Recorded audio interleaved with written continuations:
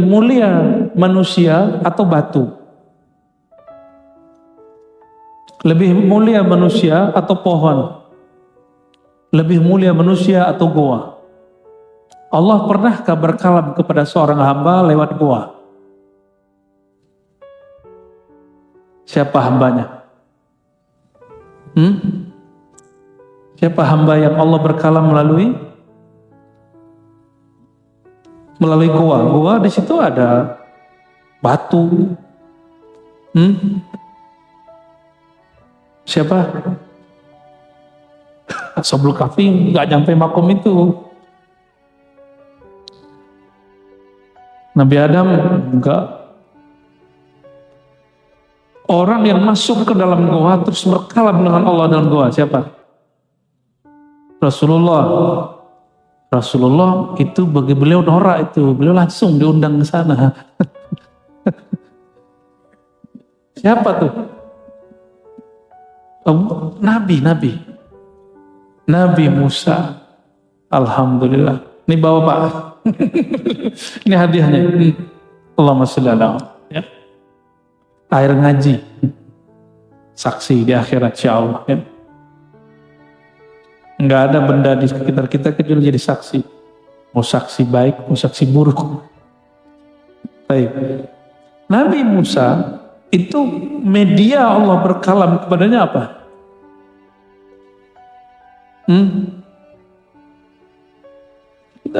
Itu tempat itu, gua itu.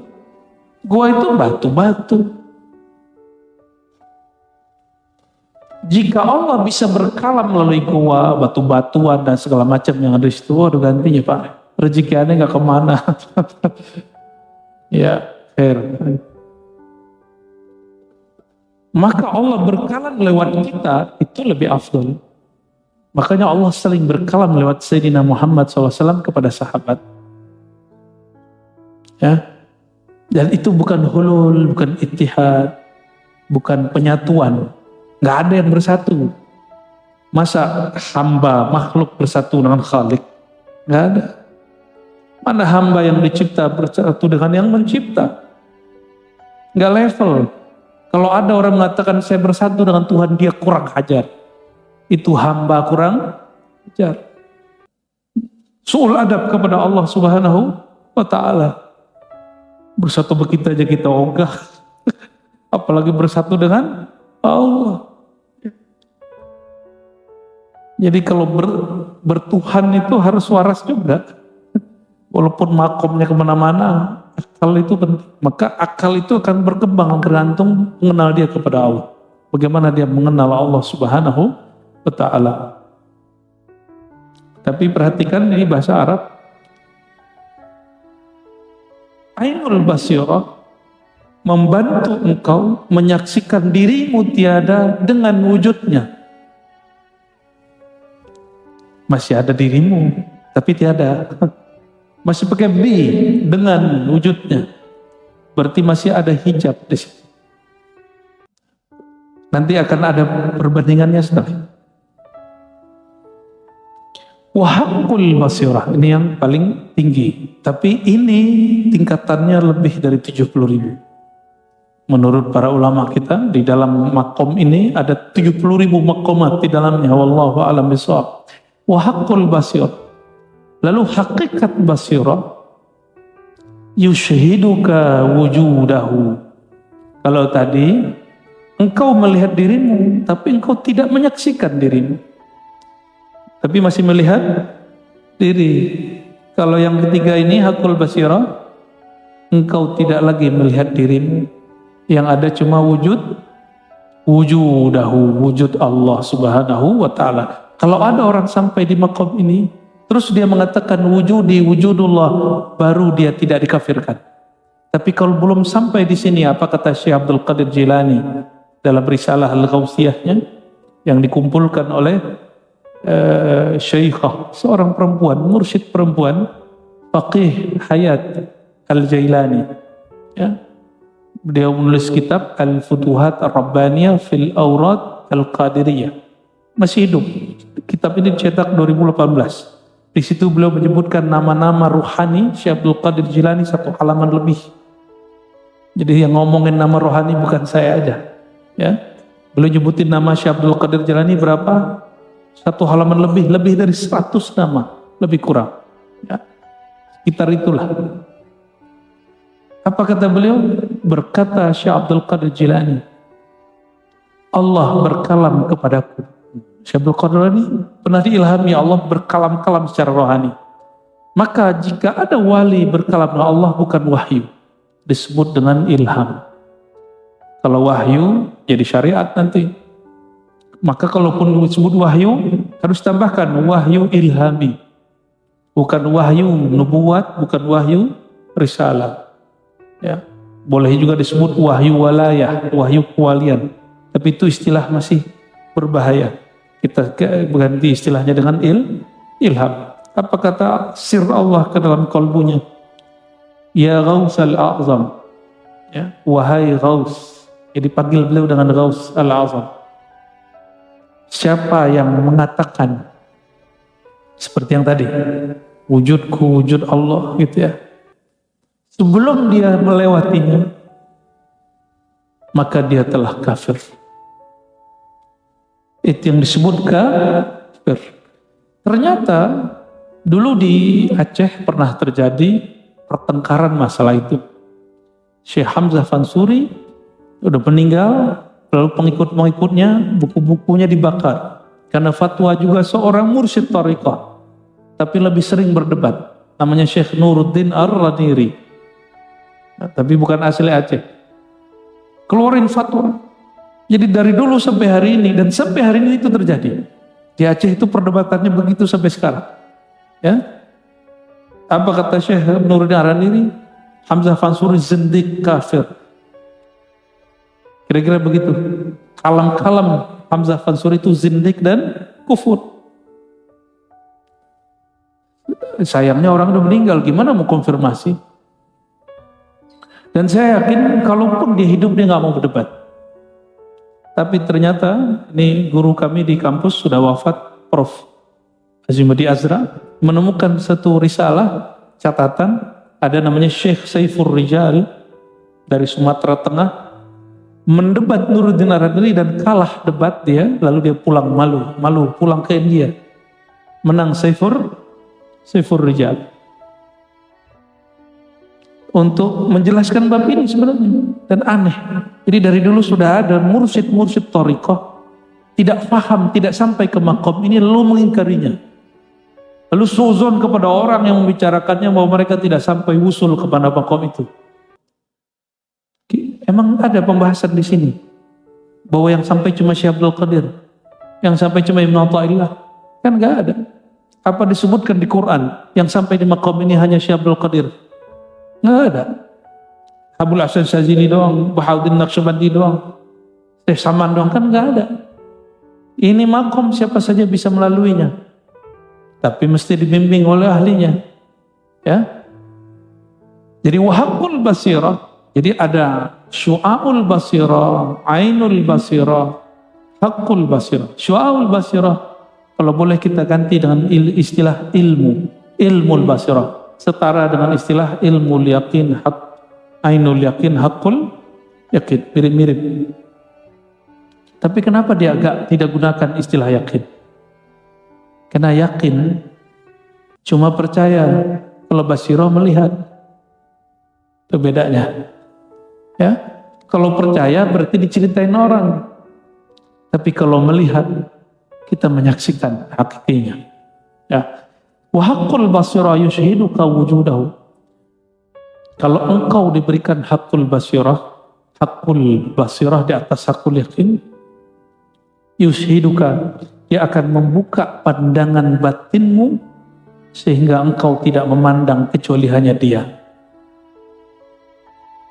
Nah, kecuali engkau hanya akan memandang, yang dipandang siapa? Hanya dia. Inilah masalahnya. La tudrikuhul absar wa huwa yudrikul absar. Surah Al-An'am. Dia tidak dapat dicapai oleh pandangan mana saja. Dia yang dapat mencapai semua pandangan. Jadi kira-kira yang memandang saat itu siapa? Kita nggak ada. Nih coba didudukin pelan-pelan. Haqqul basirah Ainul basirah. Di ainul basirah engkau tidak melihat dirimu ada. Di hakul basirah hatta dirimu engkau lupa memandangnya. Apakah dirimu ada atau tiada? Ya, yang engkau pandang saat itu hanya Allah. Tapi Allah tidak dapat dipandang. Lalu siapakah yang memandang saat itu? Terus siapa yang memandang? Ini nggak rumit Pak, ini sederhana aja ngajinya. Allah itu qadim, ada sebelum alam semesta. Qadim itu tidak berlaku waktu kepadanya, tidak berlaku tempat padanya, tidak ada dimensi saat itu. Gimana cara melihatnya? Maka tidak ada media yang bisa memandang Allah Ta'ala. Terus gimana? Siapa yang memandang saat itu?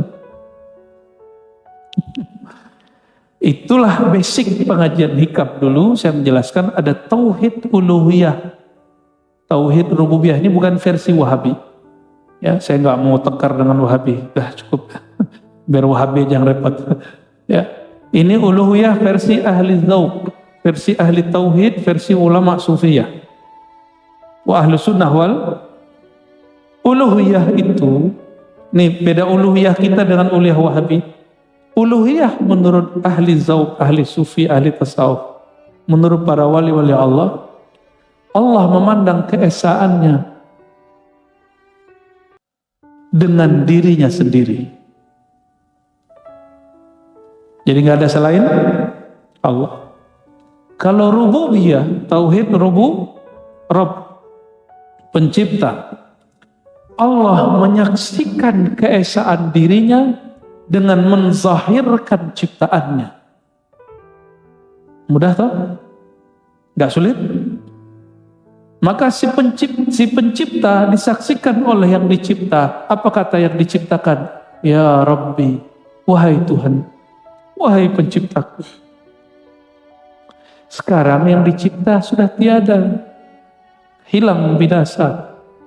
Kullu syai'in halikun, segala sesuatu binasa kecuali hanya wajahnya. Wajah toh, ya. Maka jika ada seorang hamba menyaksikan Allah, saat itu Allah memantulkan wajah rububiyah pada diri. Wajah itu yang memandang, tatapan. Kita kalau ngeliat orang, ngeliat mukanya apa ngeliat kakinya? Mukanya. Maka wajah ada dua. Allah itu lillahi wajhani. Ini bukan wajah begini, ini cuma istilah. Wajah itu saya terjemahkan tempat menatap. Objek yang ditatap, itu wajah. Jadi apa terjemahan wajah dalam ilmu tasawuf? Tempat atau objek menatap. Bisa nggak natap orang, tapi yang ditatap cuma telinganya? Nggak natap namanya. Maka jika hamba menatap, dia tiada dulu, zahirlah wajah rububiyah Allah. Baru dia bisa menatap wajah uluhiyah Allah. Itu baru bener antum ngomong wajah tu wajahiyah. Aku hadapkan wajahku lenyap dalam wajah rububiyah Allah. Kullu syai'in halikun. Wajahku hancur binasa. Yang hana wajah, yang ada hanya wajah Allah Ta'ala. Nah, yang dua tadi, ainul basirah tadi, itu wajah rububiyah memandang wajah uluhiyah. Ini yang kita sebutkan di awal kajian hikam juga, man arafa nafsahu faqad arafa rabbahu wa man arafa rabbahu halak. Ya, siapa yang kenal diri, kenal Allah. Siapa yang kenal Allah, binasalah dirinya. Panaklah dirinya. Ini dia. Ini kaidah itu berlaku sampai ke sini. Lagi-lagi jangan dipandang ilmu ini dengan ilmu teologis, ilmu kalam. Ya, ini memandangnya dengan ilmu rasa. Minimal paham nggak paham tasdik aja. Saya percaya aja lah. Gitu ya.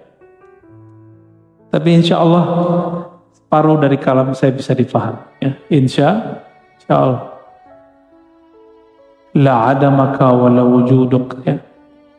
Jadi kalau sudah sampai di hakul basirah, engkau tidak lagi sadar dirimu ada atau tiada. Nah, itulah yang terjadi pada orang yang sholat. Kalau sampai di makom ini,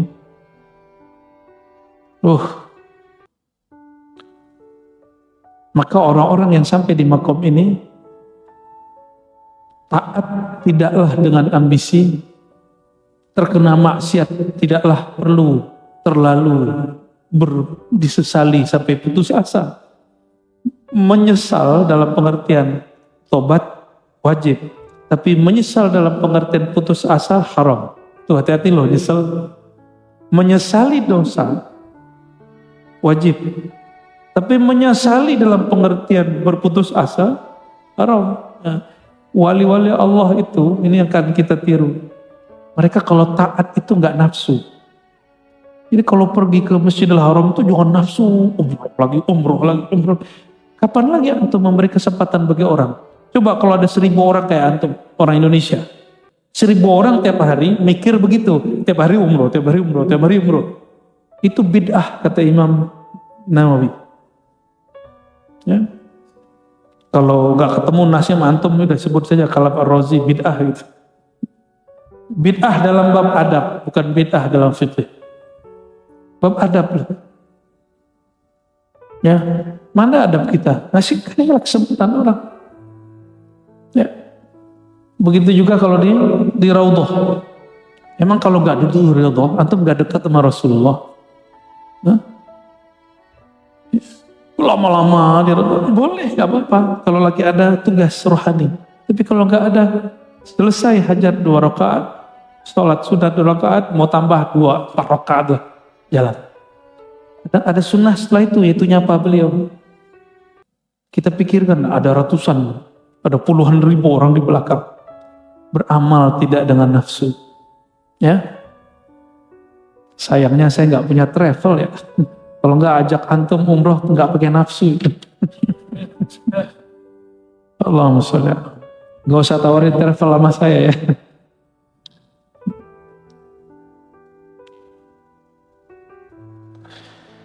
Oke, bagian itu aja dulu ya. Kalimat itu kemudian berlanjut di beberapa kitab hikam dikasih nomor. Kalau di sini masuk ke nomor 30 apa? Ya. Kana Allah wa la syai'a ma'ah. Wa huwa al-an ala ma alaihi kan. Kana. Jadi kalimat ini muncul ini dari hadis Bukhari, tapi dijadikan kaidah dalam kitab Al-Hikam. Dulu ada rombongan sahabat-sahabat dari Yaman, namanya Banu Asy'ariyin. Itu kakek buyutnya Imam Abul Hasan Al-Asy'ari, imam kita dalam akidah Ahlus Sunnah wal Jamaah ya. Beliau Bung Musa Al-Asy'ari menceritakan bahwa saudara-saudaraku Banul Asy'ari datang kepada baginda lalu bertanya, kaifa kana Rabbuna? Ya, bagaimana Allah itu gimana sih ya Allah? Ya wahai Rasulullah, Allah itu sekarang gimana, dulu gimana, besok gimana? Kira-kira gitu pertanyaannya gitu. Dari semua sahabat Nabi yang bertanya begitu kepada Rasulullah cuma orang Asy'ariyin itu. Cuma di antara mereka ada yang nyebelin juga sebagian. Yang sebagian tuh minta jabatan kepada Rasulullah. Jadi di Bani Asy'ariyin ini ada 2 kelompok. Ada yang suka cari jabatan, cari dunia. Ada yang suka mencari rasa bertuhan. Nabi bilang gak haram. Nah, Nabi gak bilang haram. Nabi kasih jalannya. Nabi buka ilmunya. Gak seperti kiai-kiai sebagian hari ini. Ente kalau sepikir begitu, benerin aja syariat. Gak begitu cara didik umat ya.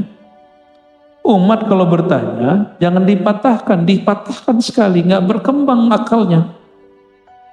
Nanti mereka mentok lagi, belajarnya di situ lagi, mentok lagi di situ. Emang Nabi awal-awal berdakwah ngajarin syariat. 13 tahun Nabi di Mekah, Nabi ngajarin syariat nggak? Tauhid yang diajarkan.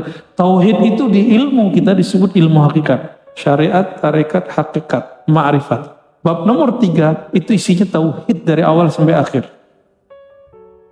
Maka simbolisasinya qul huwallahu ahad. Mesti kita bimbing murid daripada syariat naik ke tarekat supaya dia benar-benar memahami apa itu hakikatnya. Nabi ajar, ini Sahih Bukhari. Kalau nggak mau buang aja nih dari Sahih Bukhari, berani nggak? Kana Allah wala syai'a ma'ah. Kana dalam bahasa Arab itu fi'il madhi. Tapi jika dia ditempelkan kepada Allah, tidak berlaku itu fi'il madhi, mudhari atau mustaqbal. Nih kaidah bagian belajar ilmu nahwu dan sharaf. Ya. Allah tidak berlaku padanya waktu. Maka jika ada kata kerja sedang, berlalu atau nanti, itu tidak berlaku pada Allah.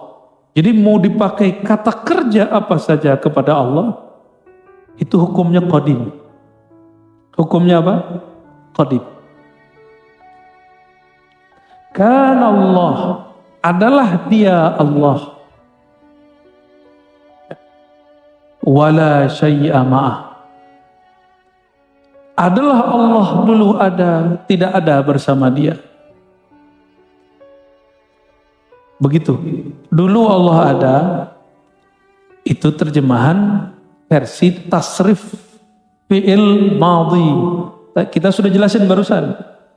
Kata kerja apapun, maka mohon maaf, orang-orang yang asik bertuhan itu senang menyendiri. Namanya khalwat. Namanya apa? Syukur-syukur antum di rumah itu, rumahnya dijadikan satu kamar, satu ruangan tempat khalwat. Nikmat itu rumah. Ya. Betullah kata Rasulullah, baiti jannati, rumahku surgaku. Yang kebayang mah kita kan ngeres mulu. Baiti jannati, kebayangnya bini mulu. Nggak tahu dia, kalau orang menikah itu ada cekcoknya, ya. Ada ngambek-ngambeknya. Ya. Bukan itu. Dari mana kita tahu baiti jannati itu bukan masalah hanya menikah? Karena ada hadis lain, waju'ilat qurratu aini fis shalah. Pelipurlah aku hanya di dalam sholat. Karena Nabi itu mau di rumah tetap sholat. Bahkan istrinya haid, Nabi sholat sampingnya.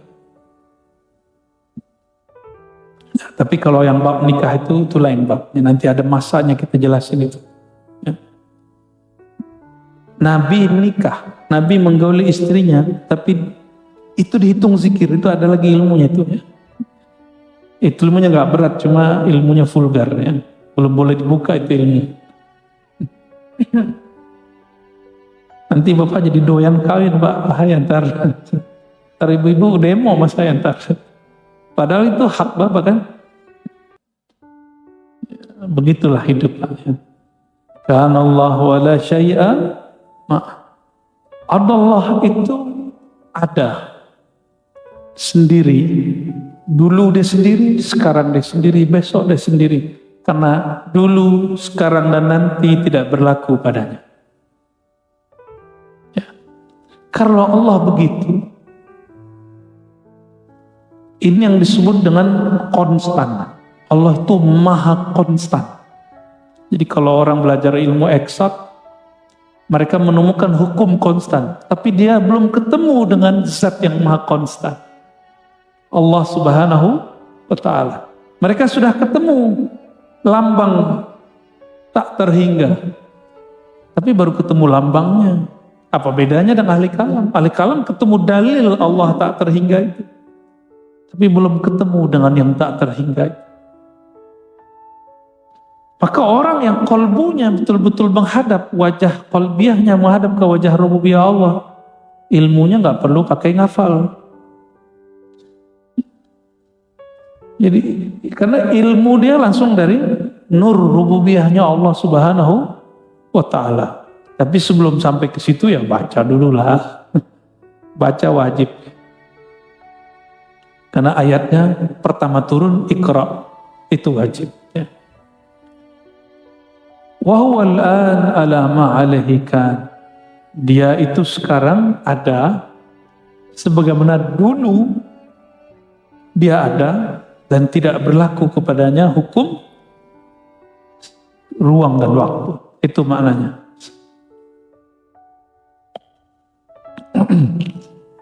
Saya mau tanya, yang disebut waktu itu apa? Detik-detik, jam? Jangan-jangan jam kita beda nih. Jamnya berapa, Pak? Jam berapa tuh? Jam berapa? Oh sama. Loh, saya 21 Pak. 21 kan? Nah, 22 tuh. Ini jam, bukan waktu. Jam itu penunjuk waktu. Penunjuk waktu bukanlah waktu. Peta itu penunjuk jalan. Peta itu bukan jalan. Guru itu dalil bertuhan. Kalau buku itu tulisan tentang dalil bertuhan. Jadi dalil itu artinya apa? Penunjuk jalan. Tapi guru bukan Tuhan.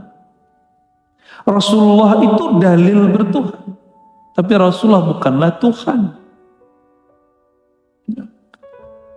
Kalau ada orang mengatakan dirinya Allah, dia belum nyampe di makom hakul basirah, kita sebut apa tadi?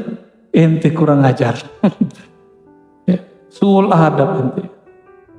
Pakai baju presiden, nggak akan disebut presiden. Pakai baju wali kota, nggak akan disebut wali kota. Nggak usah gitu deh. Saya pakai baju polisi, saya polisi nggak? Enggak. Pakai baju doang. Ada orang dipakaikan baju euforia. Itulah yang terjadi pada mereka-mereka yang mabuk dalam zikrullah, dalam ma'rifatullah. Nah, itu sebabnya mereka-mereka itu kena hukum. Yang menghukuminya wali juga. Di Al-Halal itu menghukuminya siapa? Wali-wali juga kok. Ulama-ulama yang mengerti Allah juga kok. Syekh Siti Jenar siapa yang hukum dia? Sunan Kali. Kalau ya pertimbangan dari beliau. Dan itu hukumnya wajib pada wali. Kalau ada orang begitu, dia ada wali yang wajib menangani masalah itu. Gak boleh dibiarin. Al-azminah hahuna umurun wahmiyah. Begitu kata pensyarahnya. Waktu itu sebenarnya wahmiyah. Waham. Apa terjemahan waham Bu ya? Bu ya Asfi. Serius nih, bukan ngetes nih. Ini terjemahannya bingung kita nih. Wahmiyah itu terjemahan Indonesianya yang cocok apa? Abstrak. Waham. Waktu itu waham.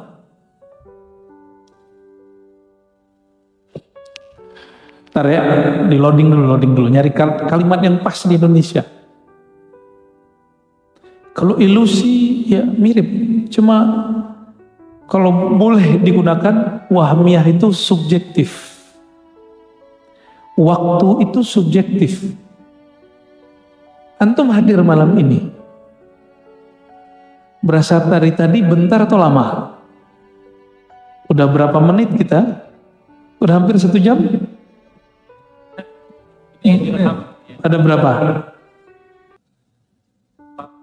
41 menit. Rasanya berapa? Coba duduk doang sendiri di luar. 4 menit udah bingung kita. Jadi waktu itu subjektif. Al-azminah hahuna umurun wahmiyah. Waham itu tergantung subjek yang merasakan. Nah, jadi ada seorang filosof yang membaca karya-karya sufi, tapi dia nggak jujur. Itu temannya Muhammad Iqbal di orang Pakistan. Ya, saya nggak usah sebut nama filosofnya, nanti dia GR lagi ya. Udah meninggal padahal. Tapi saya yakin sebelum meninggalnya dia cenderung kepada ajaran kita ini. Apa kata dia? Waktu itu ada waktu capital, ada waktu tidak capital. Waktu yang ditulis T-nya, time, dengan T besar. Waktu W-nya besar, ada yang W kecil. Kenapa ada orang kalau malam pertama cepat sekali? Yang belum pernah malam pertama bingung deh. Apa itu malam pertama? Kenapa ada orang ketika duduk dengan orang yang dia benci rasanya lama sekali? Itu T besar, T kecil. Kalau T kecil itu tem yang di sini yang ada di Nah itu waktu 1 menit sama dengan 60 detik. Tapi waktu T yang besar dia wahmiyah. Dia berdasarkan subjek. Subjeknya Farhan lagi seneng, mau 3 jam rasanya 3 menit. Tapi kalau lagi kesel, lagi berantem, 3 menit rasanya 3 jam. Ya, pernah tengkar nggak sama istri? Pernah berantem nggak? Pasti pernah. Ustadz aja pernah, masa enggak Ustadz?